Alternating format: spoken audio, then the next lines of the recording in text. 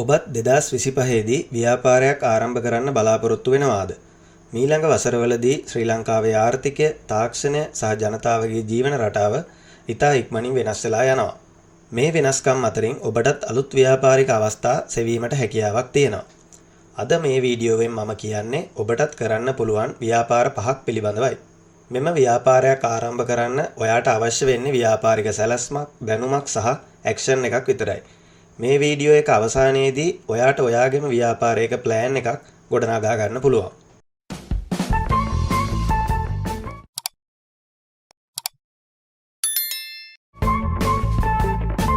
පළවෙනි ව්‍යාපාරය organic food delivery service.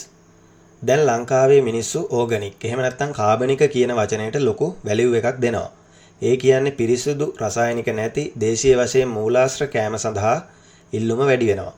කාන්තාවන්, කාර්යාල සේවකයන්, ශාරීරික යෝග්‍යතාවලෝලීන් වගේ කණ්ඩායම් කාබනික ආහාර එහෙම නැත්නම් ඕගනික් ෆුඩ්ස් සඳහා ඉතා ආසාවෙන් සහ කැමැත්තෙන් ඉන්නවා.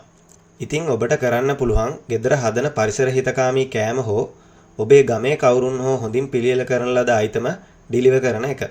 උදාහරණයක් වශයෙන් ඕගනික් කැඳ, ඖෂධීය කැඳ, පරිසර හිතකාමී ලන්ච් පැක්ස්, කිතුල් පැණි වගේ දේවල්.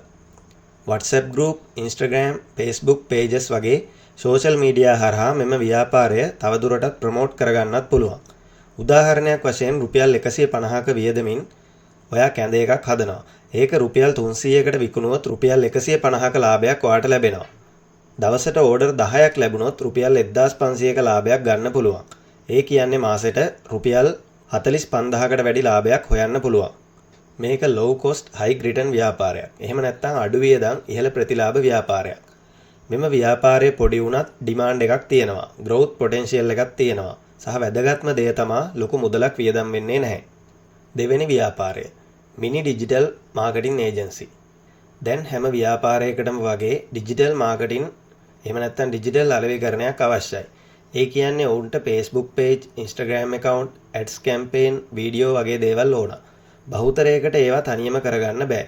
ඔයාට ඒක සර්විස් එකක් විදිහට දෙන්න පුළුවන්. ඔයාට පුළුවන් business owners, shops, restaurant, service providers වගේ local clients ලට දිනපතා එයාලගේ products, promotion, videos, posters ආදිය හදලා ලබා දීම. මේ ඒජන්සි එකක් වගේ කරන්න ඕනේ නෑ. තනි පුද්ගලයෙක් විදිහට පටන් ගන්න පුළුවන්. මුලින් ආරම්භ කරද්දී දවසකට ක්ලයන්ට්ලා දෙන්නෙක් ලැබුණොත් එවරේජ් සර්විස් charge එක රුපියල් 1500 ගානේ, දිනකට රුපියල් 3000ක්, මාසෙකට රුපියල් 90000කට වැඩියෙන් හොයන්න පුළුවන්. එතනින් පස්සේ ඔයාට ඇසිස්ටන්ට් කෙනෙක් හයර් කරන්නත් පුළුවන්.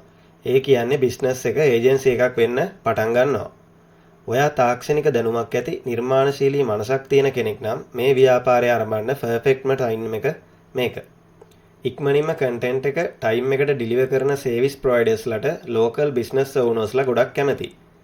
හොඳ සර්විස් එකක්, ෆාස්ට් රෙස්පොන්ස් එකක් සහ ෆෙයා ප්‍රයිස් එකක් තියෙනවා නම් රිපීට් ක්ලයන්ට්, රිෆරල්ස් සහ growth එක අනිවාර්යයෙන්ම ලැබෙනවා.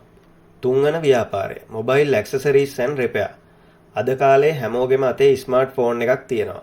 ඒ අයට ෆෝන් වලට අමතරව chargers, cables, covers, earbuds, tempered glass වගේ ඇක්සසරීස් අවශ්‍ය වෙනවා. ඒ වගේම ෆෝන් එකේ දෝෂයන් ආවහම රිපෙයාර් කරන්නත් අවශ්‍ය වෙනවා. ඔයාට පුළුවන් හොඳ වූල් සේල් එකක් එහෙම නැත්නම් තොග වශයෙන් අලෙවි කරන තැනක් හොයලා ෆෝන් ඇක්සසරීස් ගන්න. කොළඹ කොටුවෙන් දරාස් වූල් සේල් සප්ලයර්ස්ලාගෙන් ඒ වගේම AliExpress එකෙන් ඔබට ලබා ගන්න පුළුවන්. ඒවා TikTok, FB marketplace හරහා හෝ shop එකක් කරහා විකුණන්න පුළුවන්. basic repairs වශයෙන් battery change, charging port repair කරනවා නම් profit margin එක double වෙනවා. මේක අඩු කැපිටල් එකකින් පටන් ගන්න පුළුවන් ව්‍යාපාරයක්. අවශ්‍ය වන්නේ හොඳ ප්ලේස් එකක්, මනා සේවාවක් සහ TikTok viral වීමක් පමණයි. ඔබට අන්තර්ජාලයේ TikTok සහ delivery apps තියෙනවා නම් මේ ව්‍යාපාරය දැන්ම ආරම්භ කරන්න පුළුවන්. phone repairs, second hand phone sales, accessories, wholesale වශයෙන් මෙම ව්‍යාපාරය තවදුරටත් පුළුල් කරන්නත් පුළුවන්. හතරවෙනි ව්‍යාපාරය home gardening, plant nursery. එහෙම නැත්නම් ගෙවතු වගාව සහ පැළ තවාන. දැන් ලෝකෙම ඉකෝ ෆ්‍රෙන්ඩලි ලයිෆ් ස්ටයිල් එකක් හදාගන්න ආස කරනවා. ඊටත් වඩා ලාංකික ජනතාව දැන් ගෙදර අලංකාර කිරීම, ඉන්ඩෝර් ප්ලාන්ට්ස්, වෙජිටබල් ගාඩනින් වලට ගොඩක් කැමැත්තක් දක්වනවා.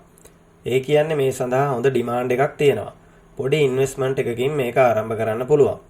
ඔයාට පුළුවන් ගෘහස්ත ශාක, ඒ කියන්නේ මනී ප්ලාන්ට්, ස්නේක් ප්ලාන්ට්, ඇලෝවේරා වගේ ඒවා සහ ඖෂධ පැල ඇටි, පැලබඳුන්, ඕගනික් කොම්පෝස්ට් වගේ අයිටම Facebook මාකට්ප්ලේස්, TikTok, Instagram හරහා විකුණන්න.